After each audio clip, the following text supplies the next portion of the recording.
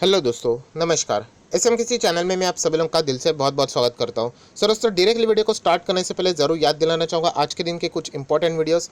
3 नए chemical stocks आप लोग यहाँ पे देख सकते हैं जो बाजार में बिल्कुल नए हैं। हम लोग ऐसा भी कह सकते हैं, लिस्टिंग के हिसाब से कह रहा हूँ, वरना कंपनीज तो पुरानी ही देखने को मिलेगी। थोड़े से रिस्की है, बट ज़रूर आप चाहो तो इन 3 केमिकल स्टॉक्स को भी स्टडी कर सकते हो। सारे वीडियो के लिंक आप लोगों को नीचे डिस्क्रिप्शन बॉक्स में मिल जाएंगे। फर्स्ट टाइम विजिट किया चैनल को जरूर सब्सक्राइब कर लेना and free stock market classes को भी सब्सक्राइब कर सकते हो। लिंक ऊपर आई बटन पे या नीचे डिस्क्रिप्शन बॉक्स में मिल जाएगी। सो चलिए दोस्तों, इस वीडियो को स्टार्ट कर लेते हैं। सो दोस्तों, अभी हम लोग आ चुके हैं बिल्कुल हमारे नॉर्मल स्क्रीन के ऊपर एंड जो चीज़ मैं हमेशा फेस करता हूँ वही अभी भी फेस यहाँ पे कर रहा हूँ एंड डेफिनेटली आगे भी ये चीज़ें चलती रहेगी। एंड जैसे मैंने आप लोगों को कहा था कि ये सवाल पूछना बहुत ही एक आम बात है जो बार बार पूछा जाता है, क्या सर ये स्टॉक मार्केट में बबल यहाँ पे नज़र आ रहा है? क्योंकि इससे रिलेटेड बहुत बातें हम लोगों ने यहाँ पे सुनी थी। क्या बाजार क्रैश हो जाएगा?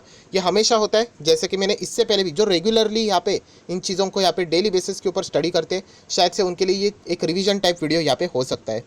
जैसे कि मैंने आप लोगों को इससे पहले भी कहा था, जिस वक्त मार्केट 16,000 क्रॉस करेगा उस वक्त भी इसी टाइप के कमेंट्स पूछना शुरू हो जाएंगे, क्योंकि जेन्यून कमेंट्स है। क्योंकि जिस तरीके से बाजार भागता रहता है, हमें लगता है कि अभी गिरेगा अभी गिरेगा।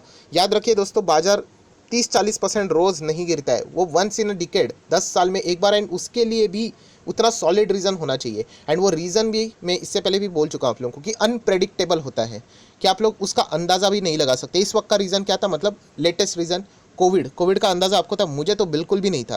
मैंने इससे पहले भी आपको कहा है कि एक बार मैंने प्रिज्यूम किया कि चलो वर्ल्ड वॉर कुछ तो ऐसी चीज़ें हो जाएंगी, बट कोविड जैसी सिचुएशन नेवर। तो यही चीज़ दोस्तों रहती है कि अगर आप ये इंतज़ार करो कि बाजार 30-40% गिर जाएगा, तो इतना वो इजी नहीं होता है। उसके लिए होने वाले जो रीजंस रहते हैं वो भी अनसर्टेन रहते हैं। सो ये पहले तो दिमाग से निकाल दो कि बाजार इतना ज़बरदस्त गिरेगा करके। नेक्स्ट अगर हम लोग बात करें जैसे ही निफ्टी की या फिर सेंसेक्स की, जब भी टॉप लेवल पे जाते हैं, आज 16 जा रहे हैं, सेम सवाल 17 पे भी पूछना स्टार्ट हो जाएंगे, 18 पे भी। क्योंकि जब भी हायर लेवल पे होते हैं ना, तो देखिए प्रॉफिट बुकिंग का खतरा रहता है कभी भी। अभी हम लोग जब 20,000 पे जाएंगे, कभी ना कभी तो जाएंगे। मैं कोई कंपटीशन नहीं लगा रहा हूँ कि कल जाएगा, परसों जाएगा, 4 साल बाद जाएगा, उसमें मुझे पढ़ना ही नहीं है। हम इन्वेस्टर हैं, कभी भी जाए यहाँ पे सिर्फ ऊपर चला गया बाजार काफ़ी है, अच्छे स्टॉक्स के साथ बने रहना है।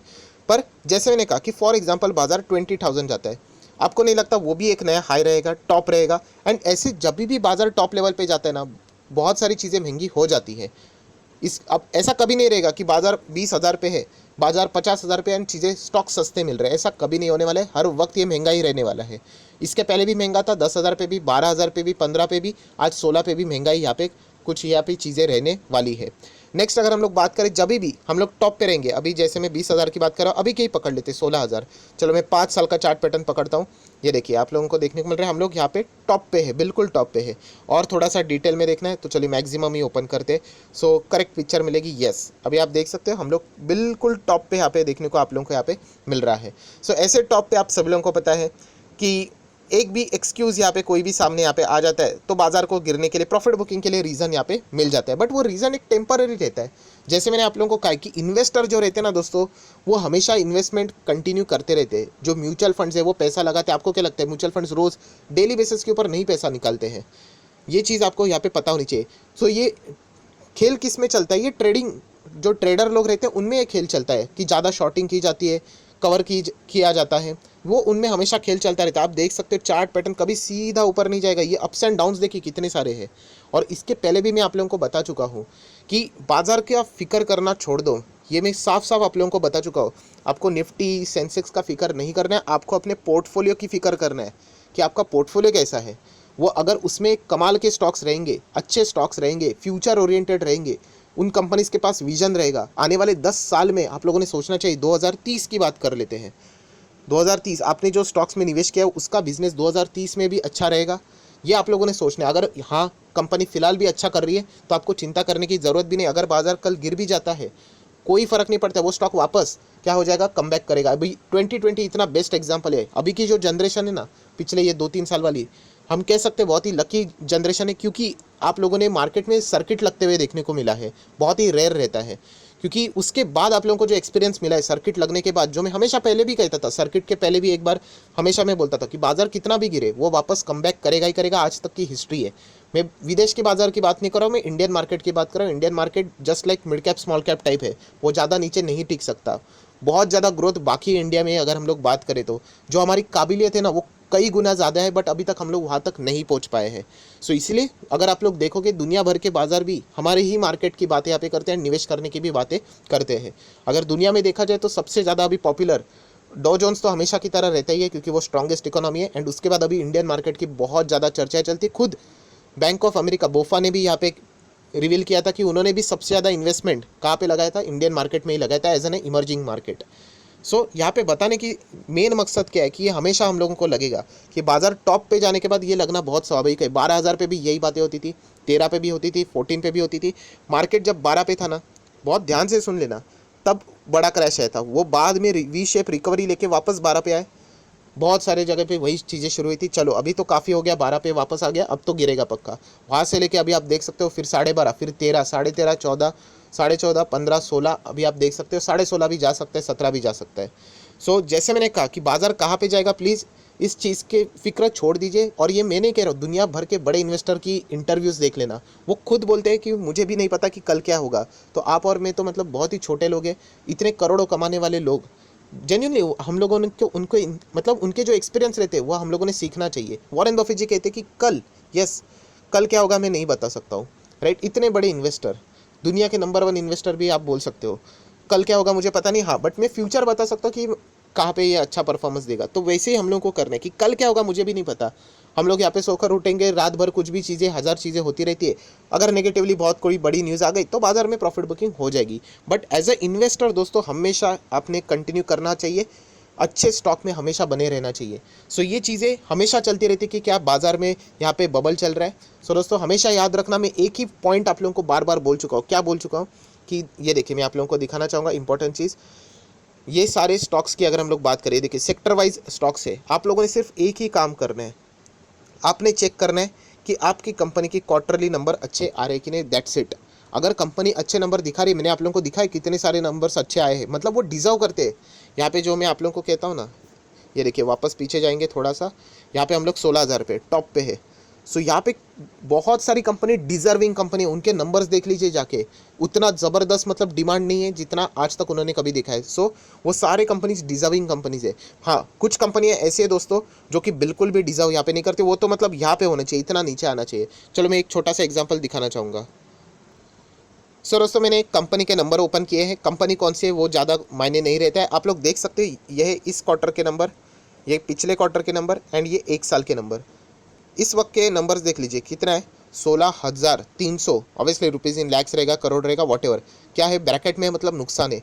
पिछले क्वार्टर में लगभग 11,500 था, एंड 1 साल पहले 9,700। ऐसी कंपनी आप लोगों को लगती है क्या डिजर्व करती है 16,000 का लेवल? मतलब अपने हिसाब से मैं बात करता हूँ, ऐसे कंपनी से आप लोगों ने दूर भागना है।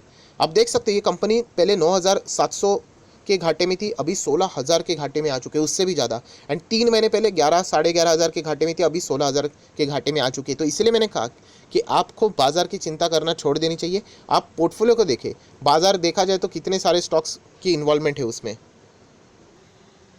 सो आपने यहाँ पे एक ही काम करना है कि आपका पोर्टफोलियो कितने भी शेयर्स है आपके पास, 10 है, 15, 20, 30, वॉट जितने भी है, उनको एनालिसिस कीजिए कि क्या मेरे पास अच्छे क्वालिटी के शेयर्स हैं, उनके नंबर्स अच्छे आ रहे हैं, कंसिस्टेंसी है, रेप्यूटेड कंपनीज है। अगर इसका जवाब हाँ है तो आप लोगों को कभी भी डरने की ज़रूरत नहीं है। ये खेल चलता रहता है, अभी मार्केट भाग रहा है, कभी तो पक्का गिरेगा। 5% की प्रॉफिट बुकिंग आएगी। पूरे बाजार की अगर मैं बात करूँ 10% भी गिर सकता है, क्या फ़र्क पड़ता है, बाजार कभी भी ख़त्म नहीं होता है।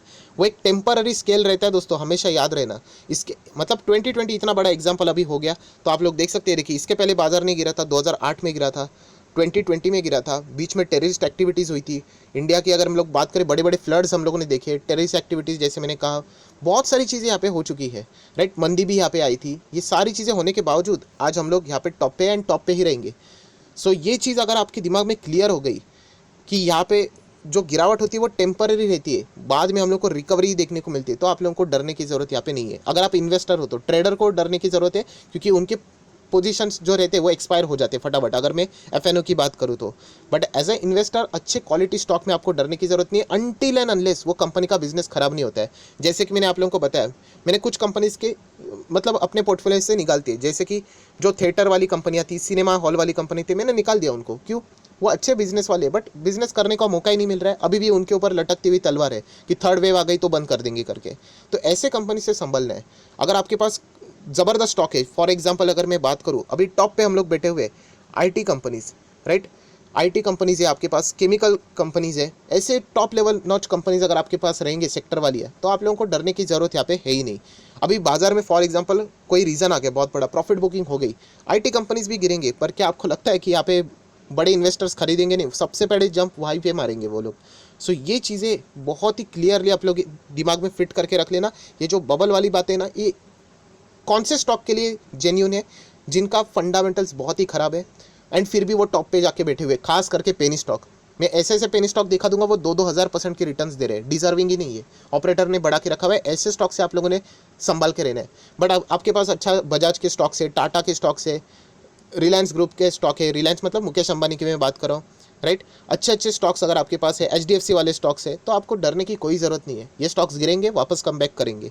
सो याद रखिए, जो बबल वाली चीज़ें आप लोग पूछ रहे हो, क्या बबल यहाँ पे बाजार में है? तो यस, बबल बाजार में ज़रूर है, बट सिर्फ और सिर्फ ख़राब कंपनीज़ के हिसाब से ही बबल वहाँ पे रहता है, जिनके फंडामेंटल्स बहुत ख़राब है, जिनके नंबरिंग बहुत ख़राब आ रही, क्वार्टरली नंबर्स ख़राब है, एंड फिर भी वो टॉप पे यहाँ पे बैठे हुए हैं। ऐसे कंपनी से आप लोगों ने दूर रहना है।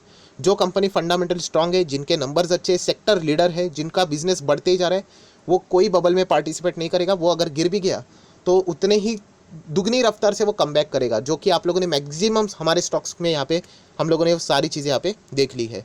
सो हमेशा की तरह यही कहना चाहूँगा दोस्तों, अगर आपने बाजार में एज अ इन्वेस्टर एंट्री ली है, सो लंबी अवधि की पारी यहाँ पे खेलनी है, ये भी मैं आप लोगों को यहाँ पे बता चुका हूँ। सो वीडियो क्लोज करते वक्त यही कहना चाहूँगा, देखिए मैं एक इन्वेस्टर हूँ एंड मैं तो यहाँ पे कंटिन्यू करने वाला हूँ। बाजार में अप्स एंड डाउन्स चलते रहेंगे, मुझे उससे कोई फ़र्क नहीं पड़ता है, राइट, क्योंकि जैसे मैंने कहा, मैं स्टॉक सिलेक्ट करता हूँ, स्पेसिफिक स्टॉक स्पेसिफिक रहना है, यहाँ पे अच्छे स्टॉक को पिक करना है एंड आगे कंटिन्यू करना है, राइट। सो ये चीज़ें आप लोगों के दिमाग में फिट यहाँ पे रहनी चाहिए। आप ऐसे वैसे स्टॉक में जाओगे जहाँ पे मतलब बहुत ही छोटा अमाउंट है एंड कुछ भी मतलब चीज़ें यहाँ पे चल रही है, अपर सर्किट लोअर सर्किट वाला खेल चल रहा है, बहुत ही डेंजरस वाला, without any reason, without any fundamentals, तो आप लोग डेफिनेटली वहाँ पे फंस सकते हो। बट अगर आपके पास फंडामेंटली स्ट्रॉन्ग शेयर है, 4 से 5 बार रिपीट कर रहा हूँ क्योंकि आपके दिमाग में वो जाना चाहिए, तो आपको एक चिंता की मतलब कोई चिंता करने की ज़रूरत नहीं है। आपको क्या लगता है 16,000 के ऊपर बाजार जाएगा? नहीं, ये एक्सपायरी डेट है इसकी कि 16 के ऊपर जाएगा नहीं, 17 भी जाएगा, 20 भी जाएगा, टाइम लगेगा, टाइम देख लेना। बहुत सारे लोगों को अभी पता चल गया कि इन्वेस्टमेंट करने के बाद, पेशेंस दिखाने के बाद रिटर्न्स कैसे बनते हैं। यस, इसी तरीके से रिटर्न्स बनते हैं। बड़े इन्वेस्टर कैसे होल्ड करते हैं, आप भी वैसे ही होल्ड कीजिए। म्यूचुअल फंड कैसे होल्ड करता है, आप भी वहाँ पे कर सकते हो, आपको डेफिनेटली अच्छे रिटर्न्स वहाँ पे मिल जाएंगे। सिर्फ अच्छे स्टॉक सिलेक्ट कीजिए, उसके बाद आराम से वहाँ पे हिम्मत दिखा के होल्ड कीजिए, आपको अच्छे रिटर्न्स मिलते रहेंगे। सो वापस कहना चाहूँगा, यहाँ पे मैं तो कोई एग्जिट विग्जिट करने की बात यहाँ पे नहीं कर रहा हूँ। बाजार में जो होना है वो होते रहेगा। पर लॉन्ग टर्म की मैं बात करूँ तो यस, बाजार की जो जर्नी ऐसी जो चल रही है ऊपर, वो हमें और भी ऊपर जाते हुए देखने को यहाँ पे मिलने वाली है। मुझे ऐसा लगता है ये तो इंडिया की एक बिगिनिंग है जस्ट, और भी हम लोग को यहाँ पे आगे यहाँ पे बढ़ना है। सो आई आशा करता हूँ आप लोगों को ये वीडियो पसंद आया होगा, तो ज़रूर लाइक एंड शेयर यहाँ पे कर देना एंड अच्छे स्टॉक में निवेशित यहाँ पे कंटिन्यू कर लेना। So that's it, thank you very much दोस्तों, we will be meeting our next video. तब तक के लिए बाय बाय।